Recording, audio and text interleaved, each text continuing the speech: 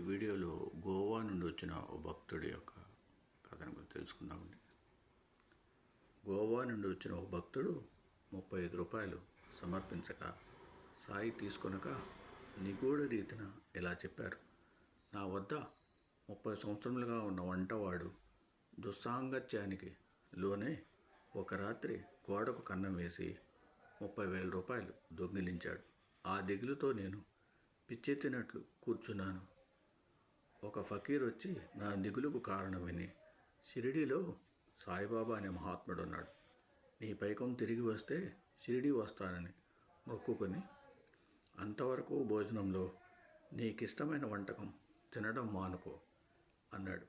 అలాగే చేస్తే కొద్ది కాలానికి ఆ వంటవాడు తిరిగి వచ్చి పశ్చాత్తాపంతో పైకం తిరిగి ఇచ్చాడు. వెంటనే షిరిడీ బయలుదేరాను.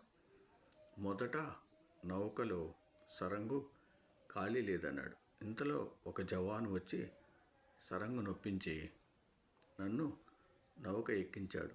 సాయి తన గత జీవితమంతా వివరించడమే గాక ఆయనే తనకు పైకం దొరికేలా చేసిన ఫకీర్ అని, నౌకలో తనకు స్థలం ఇప్పించిన జవాను కూడా వారేనని ఆ భక్తుడు గుర్తించాడు. ఓం సమ సద్గురు సాయినాథ్ महाराज की जय. ओम सम सद्गुरु भरद्वाज महाराज की जय.